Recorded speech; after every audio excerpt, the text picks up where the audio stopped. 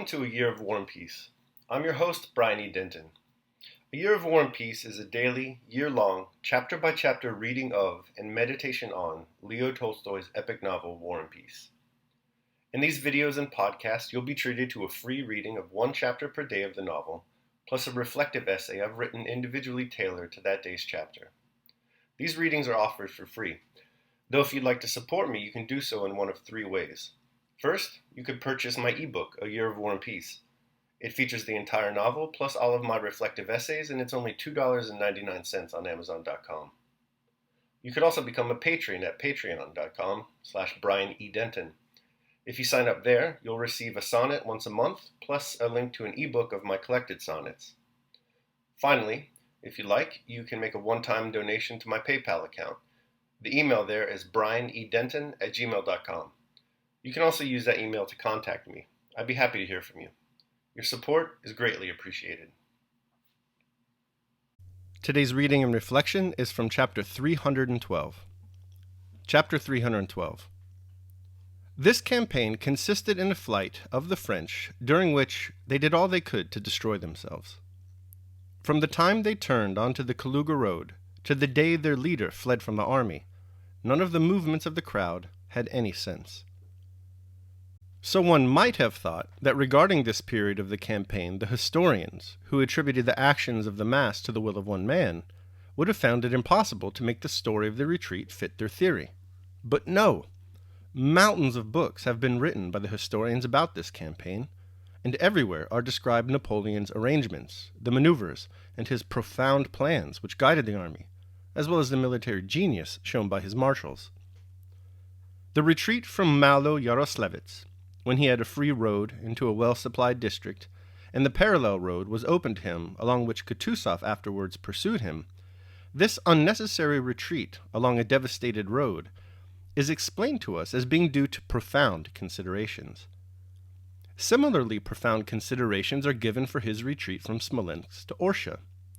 Then his heroism at Krasno is described, where he is reported to have been prepared to accept battle and to take personal command, and to have walked about with a birch stick and said, "I have acted the emperor long enough, it is time to act the general," but nevertheless immediately ran away again, abandoning to its fate the scattered fragments of the army he left behind.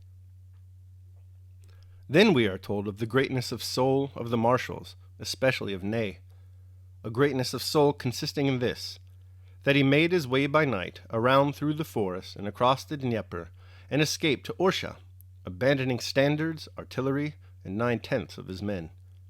And lastly, the final departure of the great emperor from his heroic army is presented to us by the historians as something great and characteristic of genius.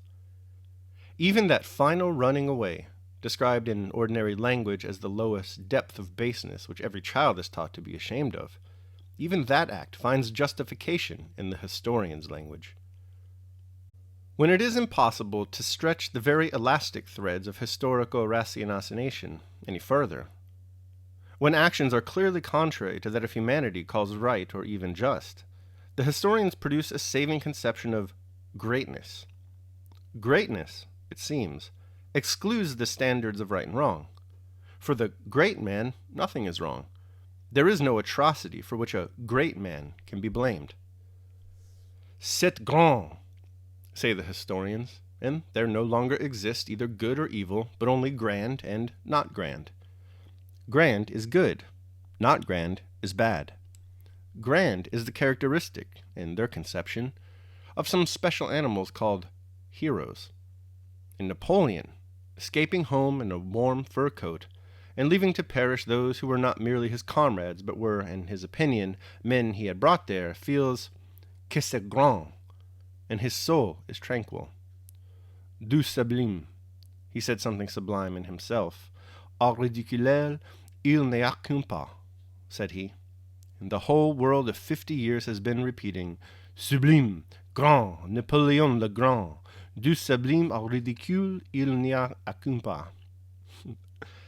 And it occurs to no one that to admit a greatness not commensurable with the standard of right and wrong is merely to admit one's own nothingness and immeasurable meanness. For us, with the standard of good and evil given by Christ, no human actions are incommensurable, and there is no greatness where simplicity, goodness, and truth are absent. All right, that concludes my reading of chapter 312. I will now proceed to my reflection on the same. A Year of War and Peace, day 312. Greatness. Greatness is a silly concept in a world doomed to entropy and informed by impermanence. It's absurd, after all, to apply the title of greatness to anything encompassed within the warpath of time, that all-effacing Leviathan, reducing all things to but an instant, and all substance to oblivion. Time will eat even Beethoven. Tolstoy shares our disdain for the term, especially in how historians apply it to the strategies and tactics employed by Napoleon and his French generals during their retreat from Russia. The historians see greatness in the movements of the French troops, where Tolstoy sees only folly, cowardice, and absurdity. Maybe, though, it's not such a surprise that the historians make this mistake. They have debased the word greatness by offering its appellation to many of creation's meanest members: Alexander the Great, Peter the Great, Chase Utley, and, of course, Mao Zedong, the great helmsman. Tolstoy wants to redefine greatness, move it away from its murderous historical associations, and towards a more Platon-Karetian understanding. For us, he writes, with the standard of good and evil given to us by Christ, no human actions are incommensurable, and there is no greatness where simplicity, goodness, and truth are absent. In a world of vice, violence, and ephemerality, that seems like a pretty great definition. Daily meditation. That of things some are good, and some are bad, and some are indifferent. The good, then, are the virtues, and the things which participate in the virtues, and the bad are the contrary, and the indifferent are wealth, health, and reputation. Epictetus, The Discourses. All right, that concludes my reading of and reflection on chapter 312 of War and Peace. I hope you enjoyed it. Thanks so much for listening. Remember that if you'd like to support me, you can do so either by purchasing the ebook A Year of War and Peace, becoming a patron at patreon.com, or making a one-time donation to PayPal. The links to all that are down below in the description. Also down there, you're going to find links to my Amazon wishlist for books and movies. If you would like to purchase me one of those to show your support, that'd be great, and we can set up a phone call or a Zoom call or whatever to discuss that book or that movie. Your help in any event will be greatly appreciated. Tomorrow we're going to be reading and reflecting on chapter 313 of War and Peace. I hope you'll join me. Until then, take care of yourselves and others.